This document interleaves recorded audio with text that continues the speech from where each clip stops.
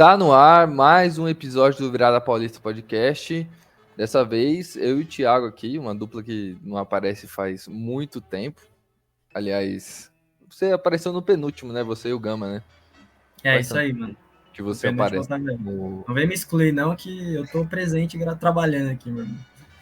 Ele tá aqui, tá presente. Dessa vez, estamos aqui para falar sobre os times da virada, né? Tanto Palmeiras quanto o Santos protagonizaram viradas emocionantes que podem destinar, né? Podem deixar evidente qual vai ser o destino desses times na Futuros temporada. positivos vindo por aí.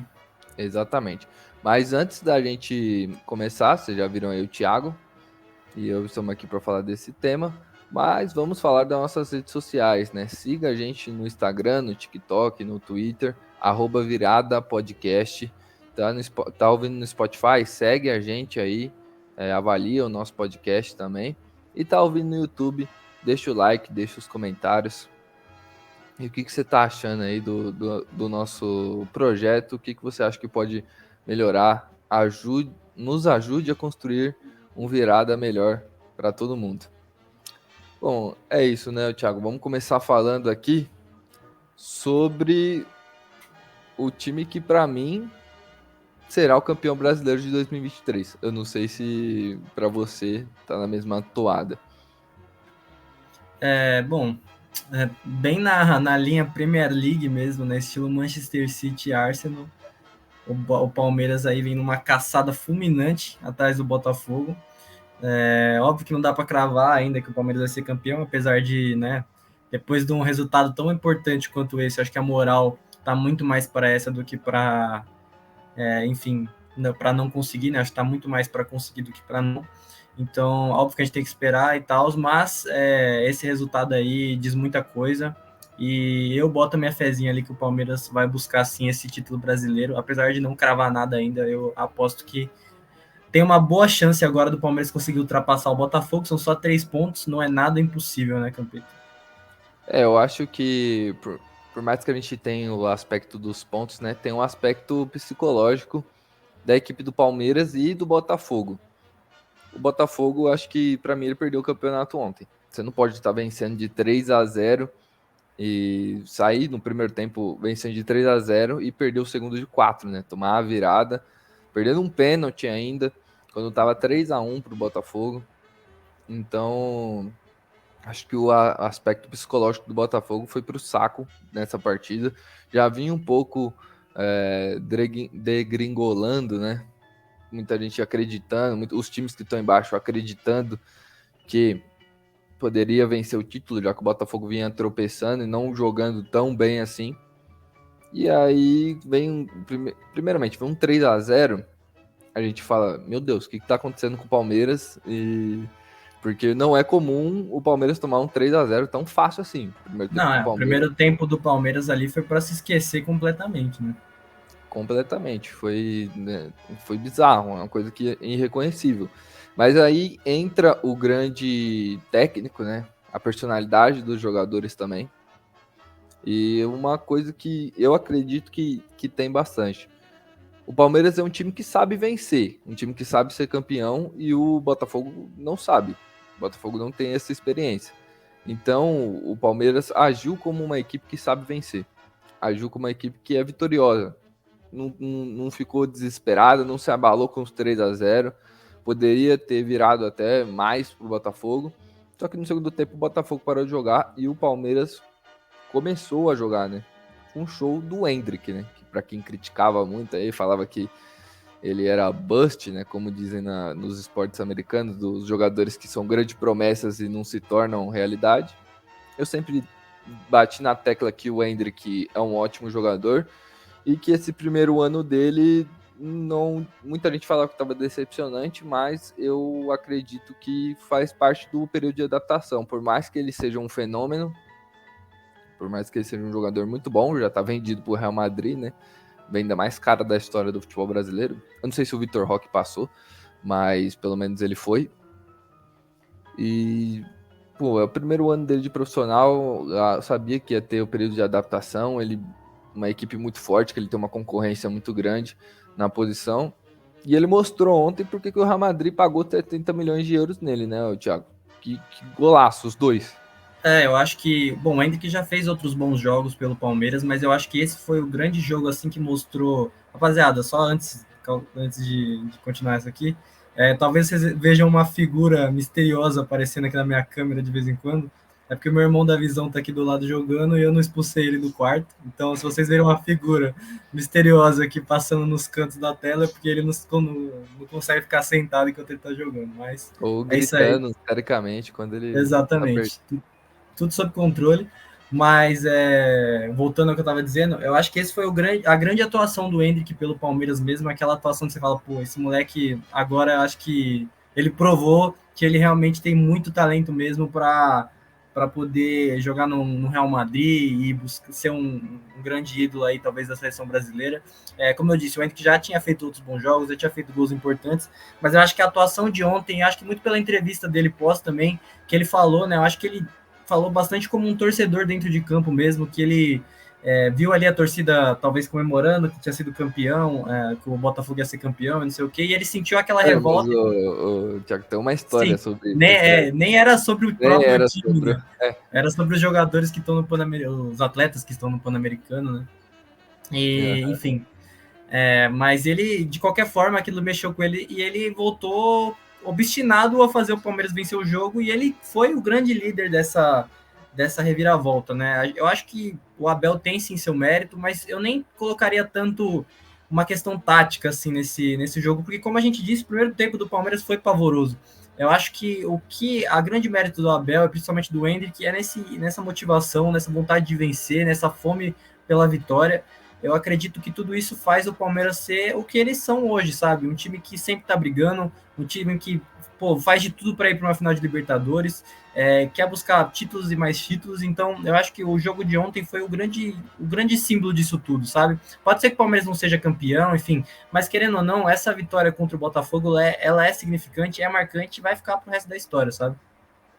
Sim, no momento que começou uma obra aqui na minha casa, eu tomei um Hoje baita de um o clima tá caótico, né? tá Caos. caótico, mas no último podcast já tava difícil com um pedreiro batendo o negócio o tempo inteiro, mas eu mantive aqui a postura e consegui terminar de falar o que eu queria falar. E hoje a gente vai continuar da mesma forma. Que nem se falou, não acho que teve uma grande mudança tática, não teve. Foi mais questão da personalidade do Abel incentivar os seus jogadores e a personalidade dos jogadores também. Não desistiram, eles não. Porque quando você vai para o intervalo tomando 3, a grande maioria das equipes, que são dos jogadores normais, que tem técnicos normais, eles já aceitam a derrota, pensam em fechar a casinha para não tomar 3. Não o Abel do Palmeiras. Não o Palmeiras do Abel, né? Não o Palmeiras do Abel Ferreira. Porque é uma equipe que é muito resiliente. Por mais que tenha passado por um momento difícil aí, na grande parte da temporada, sofreu ali com algumas lesões, principalmente a lesão do Dudu, que pô, era um dos grandes armadores dessa equipe do Palmeiras, e aí refletiu muito no ataque do Palmeiras. O Veiga caiu um pouco de produção com a ausência do Dudu, porque caiu mais responsabilidade para ele armar a equipe. O Rony caiu bastante, o Arthur, tanto que os dois viraram banco do Palmeiras. Mas o Abel conseguiu botar essa equipe nos trilhos de novo. Eu acho que depois daquela derrota para o Santos, o Palmeiras começou a reaver o bom futebol, porque aquele jogo teve boas novidades, né? Teve o garoto Kevin e o Endrick jogando muito bem aberto. A gente foi a primeira grande aparição do Endrick aí depois dessa eliminação da Libertadores, em que a torcida pegou muito no pé. Eu acho que o Endrick vem subindo uma escada de evolução e começou nesse jogo aí. Então, assim, aí a gente tem que destacar que alguns outros jogadores voltaram a jogar seu grande futebol. A dupla de zaga do Palmeiras, Gustavo Gomes e Murilo, voltaram a ficar muito bem defensivamente e também voltaram a ser uma grande dupla ofensiva muito perigosa, né? Tanto que sai o Gustavo Gomes, ele dá assistência pro gol do Flaco Lopes, pro gol do empate ontem, também fez recentemente gol contra o Curitiba, e o Murilo vira o jogo contra o Botafogo numa virada época, sai maluco aí comemorando, e tinha que sair mesmo. E também outro cara que eu queria destacar, outros dois caras. O Zé Rafael tá jogando muita bola ali no meio de campo do Palmeiras a temporada inteira. Me arrisco a dizer que ele é o melhor jogador do Palmeiras na temporada, se não for, é top 3. O Richard Rios evoluiu bastante nessa sequência aí, que ele tomou a vaga do Gabriel Menino e ele tá jogando muito bem, participando muito dos gols, tanto no setor ofensivo quanto no setor defensivo, ele tá indo muito bem. E para mim, um dos caras que teve um destaque muito grande nos últimos jogos, que é o Piquerez. O Piquerez está numa evolução, principalmente ofensiva. Ele que nunca foi um lateral por se destacar muito no quesito ofensivo, e sim mais no defensivo. Ele equilibrou isso. Tá fazendo muitos gols. Fez gol contra o Boca, fez gol contra o Curitiba, fez 2 gols contra o São Paulo, na goleada de 5-0. Que acho que para Vários mim desses foi... golaços, né? Diga-se de passagem. Exatamente, que é o jogo que recoloca o Palmeiras, para mim, na briga do título foi esse daí, contra o São Paulo, porque reaveu uma esperança e o Botafogo tropeçando. Esse jogo do 4-3 da virada, assim, foi épica, foi muito bonito de ver as jogadas do Endrick, a equipe não desistindo, representando o seu torcedor. E para mim, pô, torcedor do Palmeiras quiser pode bater na madeira agora, mas para mim pintou campeão. Não tem como, porque assim, Botafogo não vai ter psicológico mais, o Thiago, para conseguir aguentar a pressão. Mas, assim, tem um time que ninguém dá muita bola, mas que pode surpreender, que é o Red Bull Bragantino. O Red Bull Bragantino tem 2 jogos a menos, e se eu não estou enganado, ele tá a 2 pontos do Palmeiras só, 1 ponto. Se vencer, ele fica a 1 ponto do Palmeiras. O Palmeiras tem 56, o Botafogo tem 59, e o Bragantino, se vencer hoje o Goiás, né, nós estamos gravando na quinta-feira, então a gente não sabe o resultado desse jogo, vai incomodar ali essas duas equipes. É uma equipe que ninguém dá nada, mas é muito bem treinada pelo Pedro Caixinha, né, Thiago? Exatamente. Mas assim, eu não boto muita fé no Bragantino, não, para ser sincero. Não sei, não é um time que me inspira muita confiança, apesar de realmente ser bem treinado pelo Pedro Caixinha e tal. Talvez seja um pouco de preconceito meu também, não sei, talvez. Mas acho que o que você falou é muito certo mesmo. Não sei se o Botafogo vai ter psicológico realmente para sustentar esses 3 pontos ali de vantagem daqui para frente, porque foram baques muito grandes, né? E eu acho que o Botafogo, por viver esse momento histórico aí de não ser um time muito vitorioso mesmo, não ganhar nada e tal, eu acho que isso acaba contribuindo para puxar o time para baixo, sabe? Assim como eu disse, a mesma coisa que aconteceu com o Arsenal na temporada passada, eu acho que está acontecendo com o Botafogo. E, bom, se eles quiserem mudar isso, vamos realmente precisar ter a cabeça muito mais no lugar do que qualquer outra coisa, sabe? Mas o Palmeiras tem que se aproveitar disso a todo custo. Ir para os próximos jogos como se fossem finais e pontuar, que eu tenho certeza que vai acontecer, e ir buscando seus 3 pontos em cada um deles, né? Porque se o Palmeiras for vencendo, uma hora eu acho que o Botafogo vai acabar entregando também. Eu tô vendo aqui, só para a gente traçar aqui mais ou menos uma linha, para a gente já finalizar a parte do Palmeiras. Quais serão os próximos jogos do Palmeiras aqui? O Palmeiras vai pegar o Atlético Paranaense, o Flamengo. São jogos difíceis. Internacional em casa, Fortaleza fora, América em casa, Fluminense em casa, Cruzeiro fora. Assim, é uma tabela difícil, né? Porque você tem aí um finalista de Libertadores, um Flamengo que sempre é um rival difícil do Palmeiras, um Atlético Paranaense que dá trabalho, ano passado eliminou o Palmeiras, mas eu acredito sim que o Palmeiras tem mentalidade, como eu testei o Bragantino, você falou que não acredita muito, eu acho que a mesma coisa que serve pro Botafogo, serve pro Bragantino também. É uma equipe que não está acostumada a vencer. O Palmeiras, dessas 3 equipes, é a única que está acostumada a ser campeão. Então eu acho que isso pode pesar muito a favor do Palmeiras, para que o Palmeiras consiga conquistar mais um título brasileiro aí. Bom, agora vamos para outra virada, né? A virada histórica, vitória gigantesca do Santos para cima do Flamengo, que deixa o Santos ali com 37 pontos, 5 da zona de rebaixamento, por enquanto, né? Porque teremos nessa quinta-feira ainda o jogo entre Goiás e Red Bull Bragantino, e Cuiabá e Vasco, que são duas equipes que estão brigando com o Santos ali, e eu acredito que vão brigar até o final. Mas assim, mesmo que essas equipes ganhem, o Santos não volta para a zona de rebaixamento nessa rodada, que abriu 5 pontos de vantagem, mesmo antes deles fazer o resultado. E, Thiago, fala aí, com essa vitória, você acha que o Santos ainda tem risco de cair ou você acha que tá mais tranquilo para o Marcelo Fernandes trabalhar agora? Na verdade, eu acho que a situação agora deu uma boa tranquilizada. Óbvio que não dá para cravar que o Santos não vai cair, mas assim, eu acho que é bem difícil, não muito por conta do Santos, porque o Santos realmente tem feito bons jogos. Eu acho que o Marcelo deu uma boa ajustada no time, conseguiu extrair o melhor dos jogadores que ele tem, o que era uma situação muito difícil e impensável algumas semanas atrás. Mas é muito porque eu acho que o Goiás e o Vasco não vão ter força para conseguir buscar esses 5 pontos, enfim. Por mais que diminua um pouco a vantagem também, eu não acredito que nenhum dos dois vão conseguir ultrapassar o Santos aí. Eu acho que vai ficar meio que nisso mesmo, uma hora o Santos dá uma distanciada, aí talvez empate ou perca o jogo que não pode, aí dá aquela baixada, aí o Goiás vence, enfim. Mas eu acho que vai se manter nisso até o final. Não acredito mais no Santos caindo, apesar de não cravar, não acredito mais que isso, né, que isso vai acontecer. Então, eu acho que essa vitória também diz muita coisa. Boas mexidas ali do Marcelo, um bom jogo do time. Óbvio que teve muitas questões ali de arbitragem, o Flamengo teve jogador expulso, enfim, tem tudo isso. Mas o que importa são, no momento que o Santos vive, o que importa são os 3 pontos, é pontuar, principalmente fora de casa, em casa também, mas se puder pontuar fora de casa, eu acho que já faz muita diferença. O Santos tem feito isso, fez isso contra o Corinthians no 1-1, fez isso agora contra o Flamengo, vencendo o jogo. Então, esses pontinhos vão fazer diferença ali na frente, e é isso que importa para o Santos nesse momento complicado aí, da zona da bagunça, zona da confusão, como diria o professor Luxemburgo. Inclusive, saudades das coletivas do Luxemburgo após os jogos do Corinthians. Eu acho que o Corinthians podia ter deixado ele lá só para dar entrevista, né? Seria ótimo.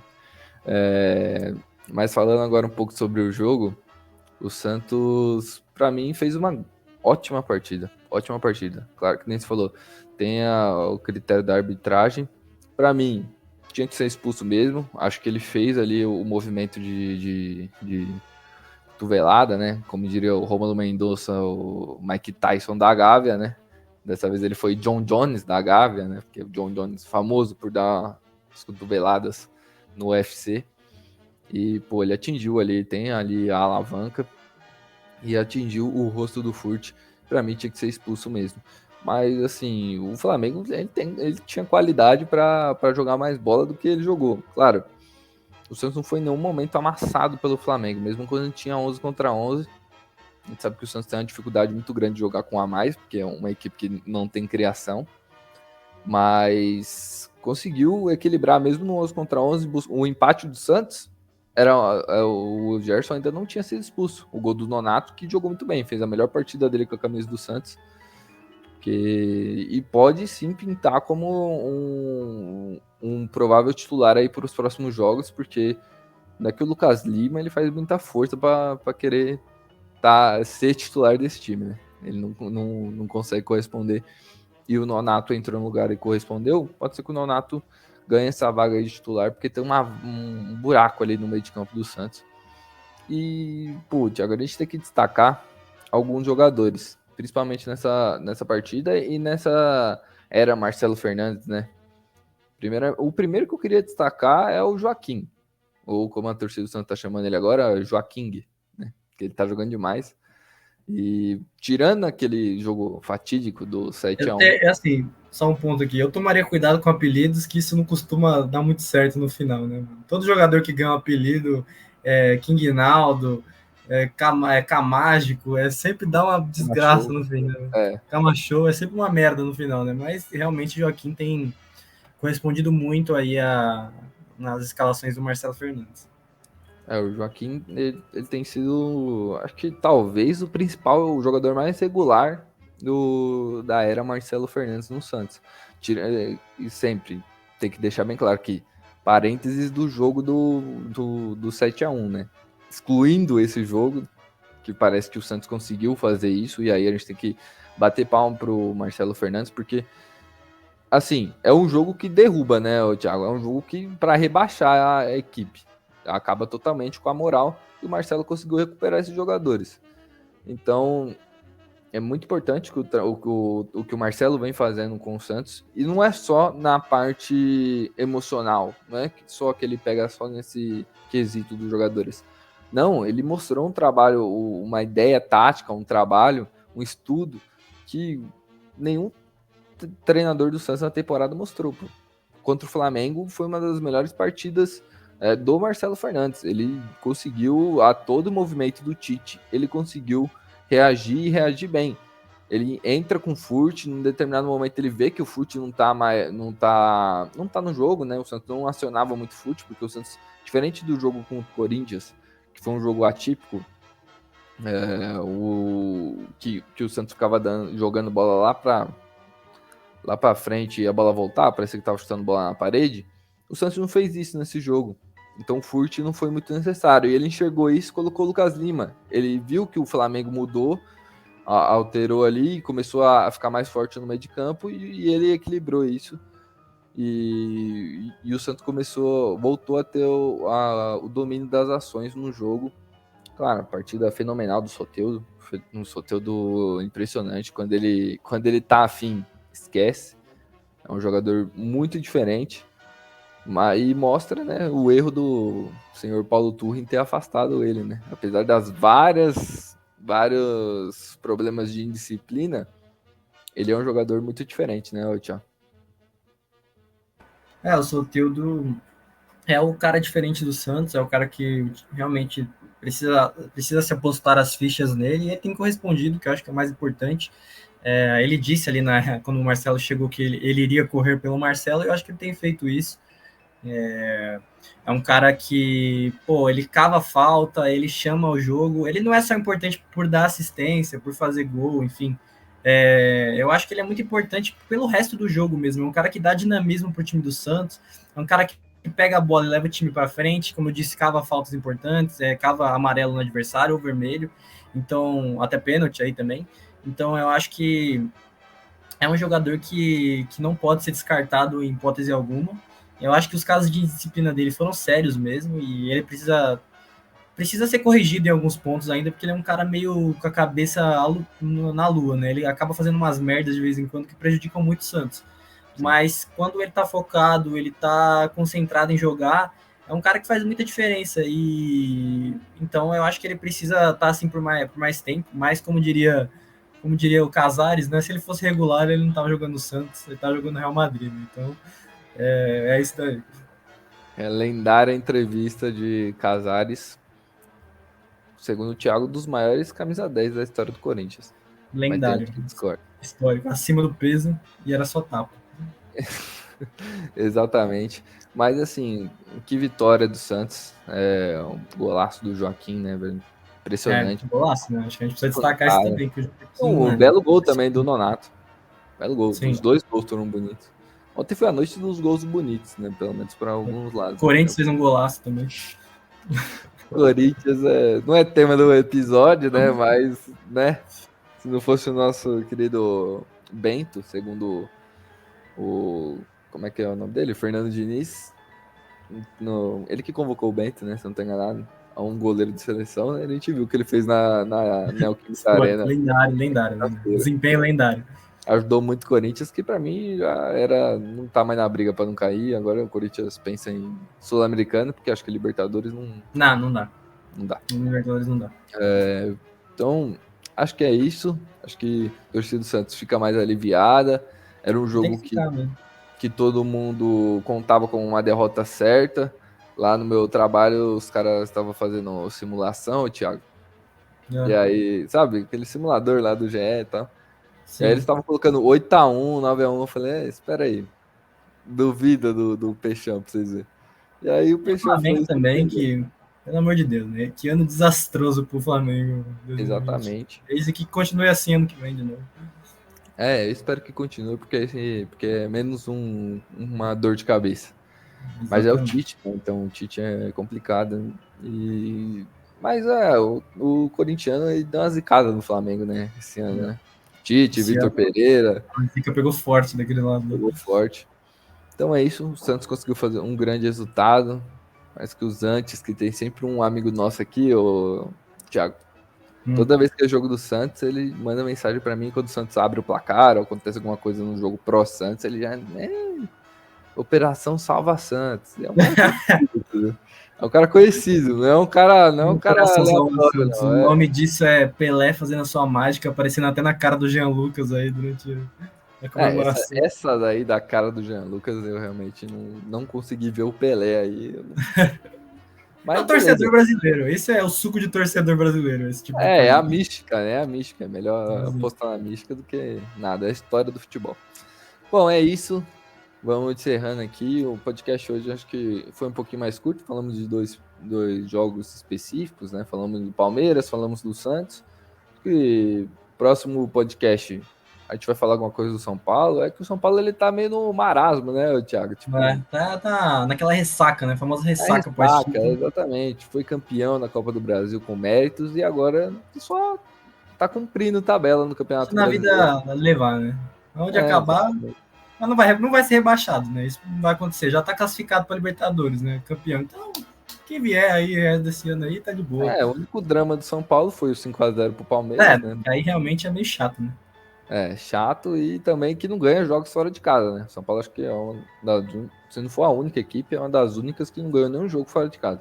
Espetacular. Eu posso até dar uma olhada aqui no SofaScore que eu já tô aqui. No Brasileirão, né? Acho que na Copa do Brasil eles ganharam o Palmeiras. No Brasileirão. Ele e o América Mineiro não venceram nenhuma fora de casa. Espetacular. Aí palmas São os dois piores visitantes. Palmas pro desempenho de São Paulo nesse Campeonato Brasileiro.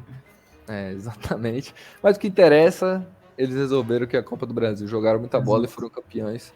Agora eles estão sem Caleri, sem Lucas. Mas a gente vai trazer algum assunto interessante quando pintar do São Paulo aí. Eu espero que vocês tenham gostado. Já vou ressaltar mais uma vez, está aparecendo aqui no nosso rodapé. Siga as nossas redes sociais, @viradapodcast, TikTok, Twitter, Instagram, tá tudo lá. Deixa o like aqui, comenta o que você achou. Hoje eu achei que a gente ia ter a presença do nosso querido Lucas Gama aqui, mas agora ele tá estrelinha demais, né, Thiago? Agora ele tá outro patamar, né? O cara tá brincadeira, né? O cara subiu a cabeça demais. Exatamente. O outro patamar agora é o Lucas Gama, tá uma perna do caramba. Não quis gravar com a gente, agora ele só grava na Gazeta. E só grava se tiver estúdio, microfone de helicóptero microfone de helicóptero e o fone, né? E o fone, exato. Tem que ter toda uma estrutura agora. O Lucas Gama para poder gravar com a gente. Mas é isso, galera. Espero que vocês tenham gostado. Tamo junto e falou. Thiago, se despede aí da galera. Falou, rapaziada. Até mais. Em breve voltaremos de novo. Um abraço.